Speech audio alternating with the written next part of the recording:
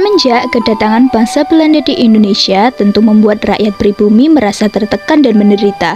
Campur tangan Belanda pada pemerintahan di Indonesia mengakibatkan beberapa dampak yang disebabkan oleh kebijakan pemerintah Belanda yang cenderung destruktif dan merugikan rakyat sekalipun ada beberapa keuntungan. Di video kita kali ini, kita akan membahas beberapa rangkuman dampak kolonialisme dan imperialisme yang terjadi di Indonesia dalam berbagai bidang, seperti dampak dalam bidang politik dan struktur pemerintahan, dampak dalam bidang ekonomi, dampak dalam bidang sosial budaya, dan dampak dalam bidang pendidikan. Sebelum kita memulai video, jangan lupa klik like, subscribe, dan share untuk berbagi ilmu ya. Semoga video ini bermanfaat.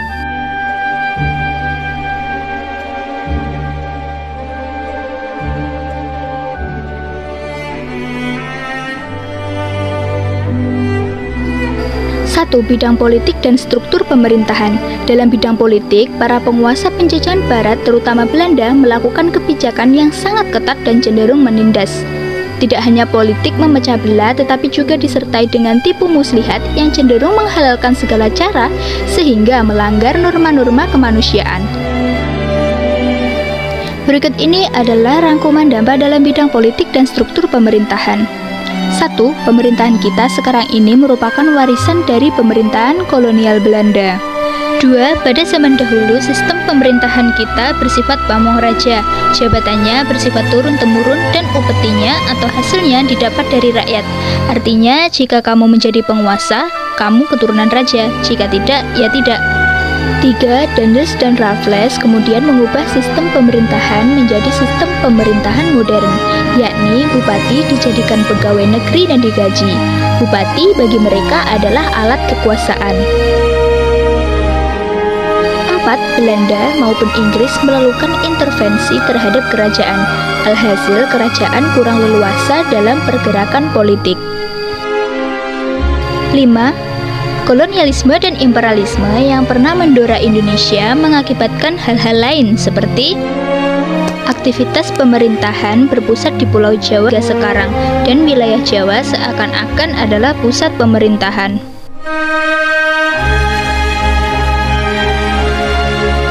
2. Bidang ekonomi. Dampak dalam bidang ekonomi antara lain 1. Monopoli dagang yang dibuat VOC membuat perdagangan Nusantara di kancah internasional mengalami kemunduran karena orang Indonesia hanya tahu bahan mentahnya saja, tapi tidak tahu cara mengolahnya lebih lanjut.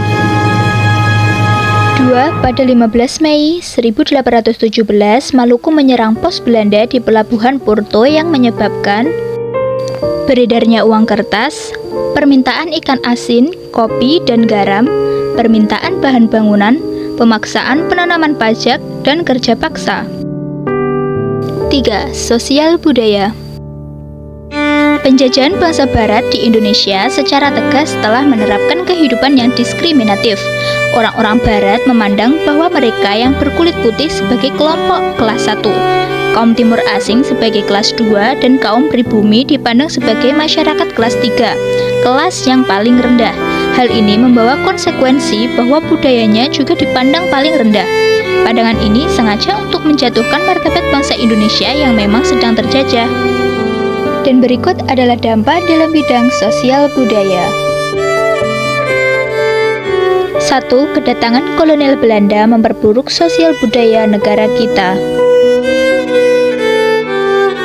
2. Adanya penindasan dan pemerasan secara kejam. 3. Upacara adat di istana-istana kerajaan dihilangkan, diganti dengan tradisi pemerintahan Belanda.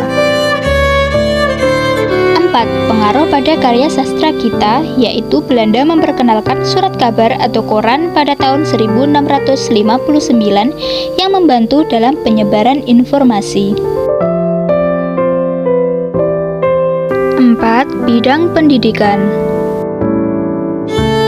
Awal abad ke-20, politik kolonial memasuki babak baru. Dimulailah era politik etis yang dipimpin oleh Menteri Jajahan Alexander W.F. Edensburg yang kemudian menjadi Gubernur Jenderal Hindia Belanda 1909 sampai 1916.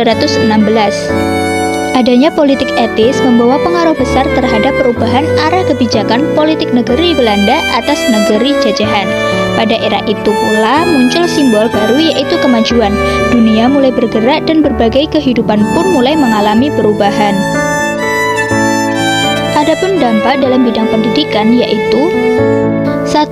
Pemerintah kolonial Belanda berhasil memanfaatkan rakyat kita untuk dijadikan pegawai administrasi yang terdidik, terampil, tetapi dihargai murah. 2. Secara pendidikan formal, Belanda menyusun kurikulum pengajarannya sendiri.